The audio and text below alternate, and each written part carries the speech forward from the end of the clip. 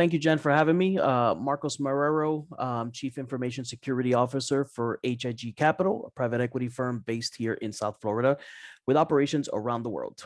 Marcus, thanks so much for making time joining us on the HIG podcast. It's always exciting to talk to fellow South Floridian. Before we spend some time talking about your current role in HIG, give us a thumbnail version of your career to date. So I've been in the information security space now for 21 years, soon to be 22. So I'm dating myself, obviously. It's funny because when I started in information security, it wasn't even called that. It was called information assurance. And we borrowed the term from government and defense. But started off in 1999 in security as an information security analyst. And I moved into that position from a service desk analyst role. So that natural progression from the operation side over to InfoSec, fell in love with it. Always had an interest in security, which is why I was interested in moving over into it. And it's a funny story too, because in the way that I moved into cybersecurity was really someone giving me the opportunity for it. At the organization that I worked for at that time, as a service desk analyst, we had hired a data security officer based on some recommendations that the Federal Reserve had given us in an audit that they came in to do. So we went ahead and hired that individual, and then I was tasked with setting up his computer on his first day. So as I'm setting up his computer and we're talking, I'm getting to know him, he's getting to know me, and I ask him, hey, I've always had an interest in security. Any advice you can give me in how to get into it, or how to get into that field? And his statement surprised me and floored me a little bit, because he tells me, well, I'm going to be looking for an information security analyst very soon. Would you be interested? And I said, well, yeah, absolutely. But I mean, I don't have any real solid practical experience in that. And he tells me something that is still stuck to me to this day, is still stuck to me. And it's something that I use now also in managing the folks that are underneath me, or that are part of my team really, and that I manage and supervise and mentor, is that I can teach you security. The important thing is that you know the company.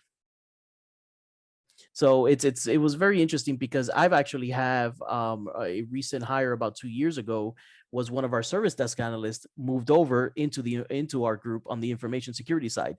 So it was very, very, very nostalgic, because it was looking back at the same thing that happened with me, I was able to do for that individual too. Well, that's exciting, and I appreciate the background. Seems like a very diverse journey that you've had, through information security, information assurance, as you called it, which is pretty interesting. So fast forward, you with HIG, tell us a little bit about what falls under your purview and maybe a little bit about the company. Sure. So H.I.G. Capital is a private equity firm. Like I mentioned earlier, it's based here in Miami. We do have operations on 4 continents. So Asia, South America, North America, and Europe. It's been around since 1993, so well-established firm down here in South Florida, and even within the private equity space in general, when you look at it globally. The firm specifically deals in the mid-market or middle market side of the house from a PE perspective.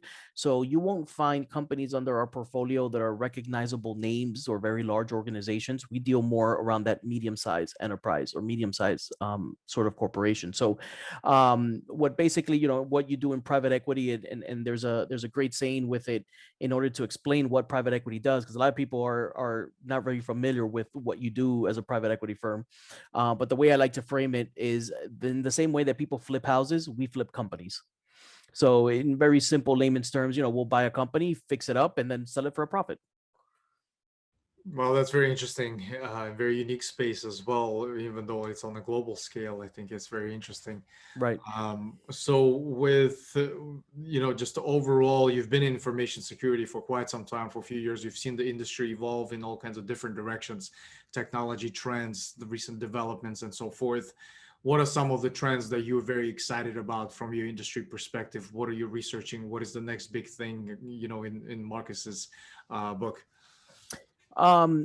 Something we did earlier last year, and this was probably a couple of months into the pandemic already, and everyone working from home, is that I huddled my senior leadership team within my group on the cybersecurity side And I really told them, guys, I want you to really think about what should we really be doing. I mean, look at our strategic plan and what we have on paper as far as what we're going to be doing over the next 12, 18, 24 months. And are there some things there or some initiatives that we may be chasing a rainbow? Are there things that maybe we can really kind of get rid of and not pay attention to right now and really focus on other areas that maybe we already have something in place from a controls perspective, or a process perspective that we need to mature more, just to really mature the overall cybersecurity program that we have. So I challenged the team with that, and I had already gone through that exercise myself in my head, to make sure that what the output of that exercise was going to be something worthwhile. And I was happy to see that when we got together a couple of days later, everyone came back to me and said pretty much the same thing. We've got great controls in place. We've built up a cybersecurity program that's very mature when you rate yourself from a CMMC perspective. There's really not much impact that any of these new projects or controls that we're looking at are going to have to that maturity. The real impact, we think, is in stopping, taking a deep breath and looking at what we have and going back to the basics. Are we doing patching well? Are we doing vulnerability management well? Are we doing infosec governance well? What else can we do there to add more to the maturity of our cybersecurity program? So it's very interesting because we really then took our strategic plan and kind of, not necessarily just threw it away, but really reworked it to make sure that we got rid of anything there that was not going to really have an impact, a material impact, or a large impact in our maturity of our cyber program, but really making sure that we just continue strengthening what we already have in place. Right, right. No, those are definitely very interesting trends, from the industry Yeah, perspective, especially coming out of pandemic with everything being remote, trying to bring the workforce back to some type of a hybrid model. I think that's a prevalent topic as well, which I'm sure, information security is a huge component of that, which brings me to the next point I want to ask, because I spend a lot of time talking to other executives, at different size organizations. And it's always, especially lately, a conversation around what are other executives doing when it comes to bringing, or at least developing a strategy to bring the workforce back in some type of capacity, hybrid or fully on right. site. What is your strategy there? What are your thoughts? Just share with us anything around that as we come out through, the next period. Yeah, so the firm has really taken a hybrid approach or adopted a hybrid approach as the one that's going to work well for us. There's some teams that worked very well while they were remote. If anything, we saw an increase in productivity on their side because they were just working more hours, and at the same time also taking more advantage of the time that they were working because they no longer had a commute. So there were no longer 2 or 3 hours of just sitting on a car and driving or whatnot. And they in turn took that time to dedicate it toward their role. But then at the same time, we had groups that didn't work well from a remote perspective, because the nature of their work just entails them being together, and being in the same location and exchanging ideas and working on certain things. I mean, for the most part, they were able to deal with it and continue the operations of the firm. But that hybrid approach is what ultimately was decided as being the best approach for us, because there's certain groups that work well together, or in the office or together, and then there's certain groups that are okay with working remotely.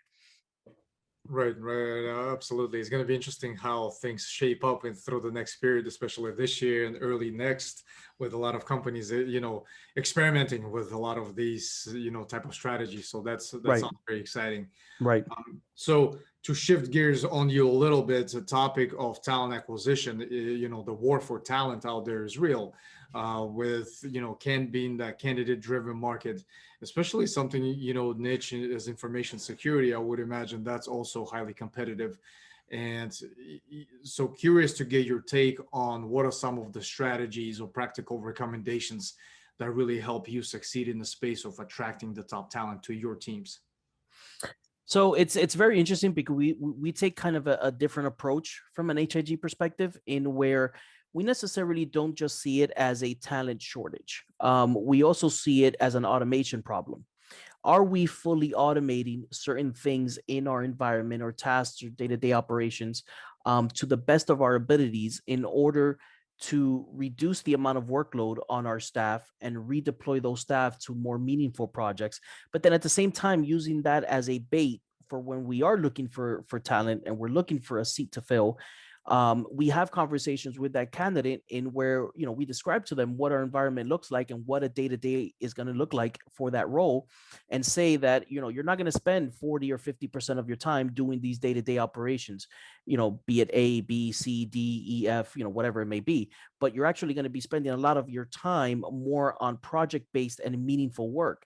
And what's the reasoning for that? Because a lot of the times when I mention this to a candidate, they look at me with this face like, what are you talking about? You know, and I tell them, well, we've done this, and this from an automation perspective.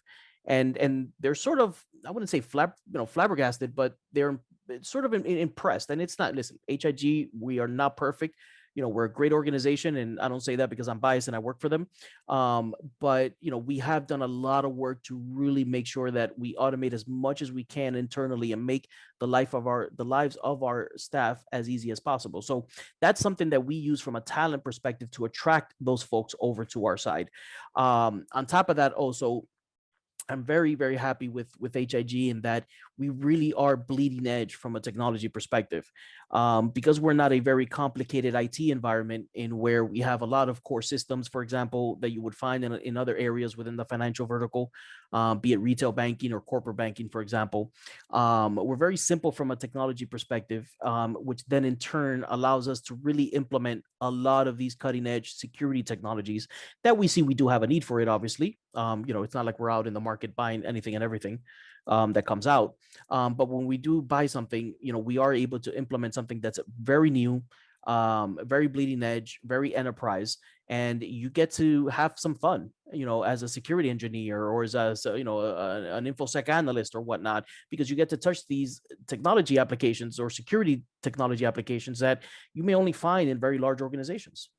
Right, right, right. No, that's a very unique and interesting approach. Definitely creative in a sense, because it's an opportunity to also invest into the workforce that comes through the door Right. and identify opportunities for them where they want to succeed or where they want to go, which I love because you don't see that often, where you actually Exactly. hire for strength versus a lack of weakness, because I see a lot of that, especially when it comes to interviewing. So that's the next point I want to discuss with you.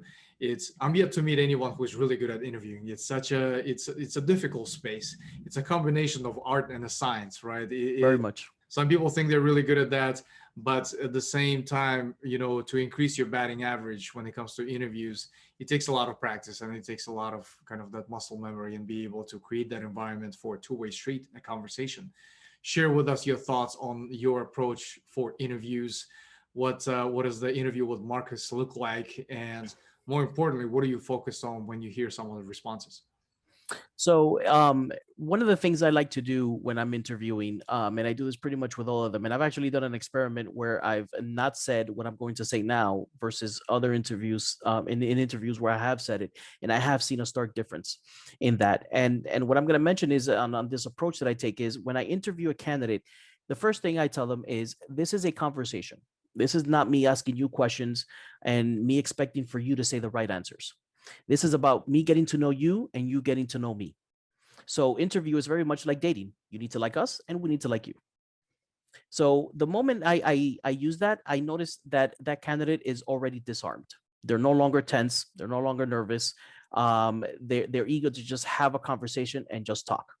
So then as I'm going through the interviewing process, what I particularly look for is physical cues. I look to see how that individual is answering certain questions. You know, are their eyes darting left and right, trying to come up with an answer? You know, are they focused on me while they're giving me that answer, which then in turn tells me that they really know what they're talking about and not just trying to put something together in their head very quickly. I look for the level of confidence that they have in their answers, where they are sure that if I ask them the question, that the answer they're giving me, yes, this is what it is based on what I know. But then at the same time, I look for humility. You know, I look for someone that's going to say, you know what, maybe you're right, you know, on what you're saying. And I was just thinking about it incorrectly. Yeah, that's definitely, I love that approach in a sense, creating that environment of a conversation where you give the candidate an opportunity to also interview you as well. Absolutely. Because at the end of the day, they're making the same assessment if you're the type of leader that they want to be under, or are you the type of culture and environment that they would succeed in. So I think that's very interesting, very unique approach, and I love the sound of that, because creating that two-way street, I think it's of utmost importance, especially at Absolutely. that level, because they go through multiple rounds of interviews and all of that great stuff. But at the same time, it's hard to make that assessment in a short conversation like this. It is. It's It is. I mean, it's funny. I was having a conversation earlier today with a colleague of mine, Mhm. and we were talking about, how do you make sure you're making the right choice when you're hiring someone, and I said, listen, it's always a gamble. We've got a plan A, and we can plan as best as we can, and at some point you just got to cross your fingers and just hope that that is the right person. And at the end of the day, they fit in with your culture based on the responses and what you saw with that individual when you were interviewing them. But it's always a gamble. It's like Mike Tyson says, you always have a plan A until you get punched in the mouth. Right. Absolutely. I love that framework. So there's two sides. Kind of our audience is represented by executives themselves, technology executives, the business executives. The other half on the Abby podcast are early stage career professionals as well, because they want to hear practical recommendations directly from the practitioners, Right. which the most value that they find. And actually, pleasantly, I've been getting a lot of feedback from some of the past guests saying, "Oh, we had the interview, or we extended an offer to somebody who actually got a chance to hear me speak on the Ivy podcast and talk about my culture, my style, which resonated with one of the candidates." So for me, that was a kind of one of the great battle stories. But Right. not to divert from a standpoint, when we talk about the skills to invest in, especially in the current market, and basically just in general, what would be an advice that you would give to 21-year-old Marcus, who's coming out of college and looking to choose a particular career path without specific domain expertise? What would you invest in? What would be some of your recommendations to yourself? So there would be two recommendations. One is make sure that you're making this choice of getting into cyber because you really have a interest in it and you really love what it represents and what it stands. Because if you don't, this is just going to become a job and you're going to get burnt out and bored after 5 years and you're going to look for a different career. And then number two is what I've noticed with a lot of candidates that are fresh out of college, have cyber degrees or technology degrees, that they understand cyber in theory, but they don't understand it in practice. A lot of them understand all of the cyber concepts, but they don't understand also outside of cyber and looking at technology. So one of the things I tell them is you really need to understand technology itself. You need to understand networks. You need to understand operating systems. You need to understand, web architecture. You need to understand a whole bunch of different things in just the regular technology domain, because that's the stuff that you're securing. You can't secure something you don't understand. Mm-hmm. I find that there's a lot of successful candidates, and not just that I've seen personally myself, and that I've hired, but also even outside of my area with other colleagues or peers of mine, is folks that come from the operation side over into cyber are the most successful ones. Because they already understand the operation side of the house. So it's a lot easier for them to then take the cyber principles and apply it to those operation principles. So the piece of advice I would give there is, one, make sure you're doing this for the right reasons. And then two, make sure you understand what it is you're securing. Understand technology in general. Love these recommendations, and being able to compartmentalize in these kind of two segments. I think that's very unique and great way to put this in terms of the career advice. Last segment of every podcast that I love to focus on is on your content diet. What do you consume on daily basis to stay ahead of the trends, to educate yourself on whatever the trends may be, the latest developments? Share with us your sources, and then the second portion I want to discuss is some of the book recommendations. Sure. So a couple of areas that I read specifically to cyber is darkreading.com is one of my favorite ones. There's a lot of good technical information and even just general information that's posted there. CSO online also is a great resource. And then there's a couple of other ones, but those are the two main ones that I focus on the most.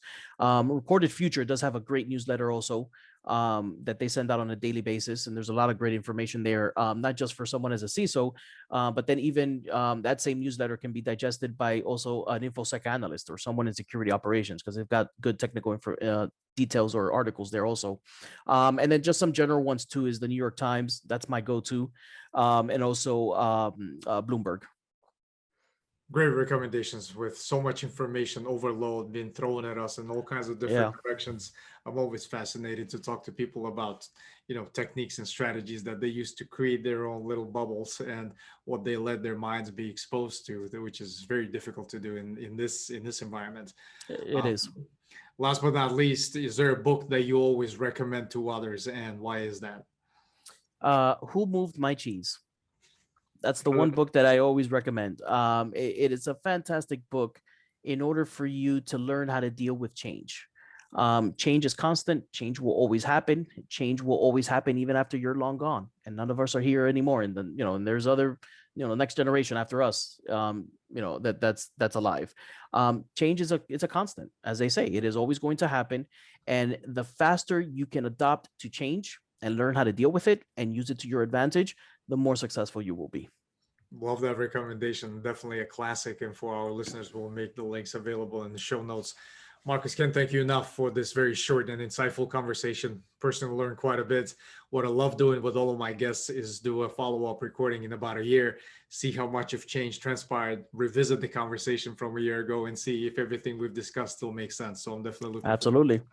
Absolutely. Thanks so much for your time. No, thank you for having me. Take care.